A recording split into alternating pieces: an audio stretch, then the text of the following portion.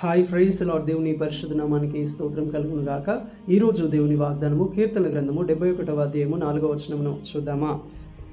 కీడు చేయి వారి పట్టులో నుండి, బలాత్కారుని పట్టులో నుండి నన్ను విడిపించుము. ఆమేన్. హల్లెలూయా. ప్రియమైన సహోదరి సహోదరుడా, దావీదు దేవునికి మొరపెడుతున్నాడు. దేవా, నా శత్రువులు కీడు చేయవారై ఉన్నారు, వారు బలాత్కారులు, వారు కరుణింపక దయచూపక శిక్షించువారై ఉన్నారు. అయితే వారి చేతిలో నుండి నన్ను విడిపించమని తనను విడిపించగలిగిన దేవునికి, రక్షించే దేవునికి దావీదు మొరపెడుతున్నాడు.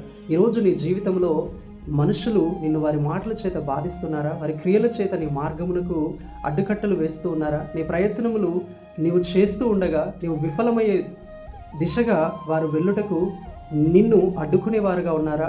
వారి మాటలను బట్టి, వాటి క్రియలను బట్టి ఓటమిని చవి చూస్తున్నావా? విసిగిపోయి ఉన్నావా? దేవునికి మొరపెడుతున్నావా, దేవా నాకు సహాయం చేయమని?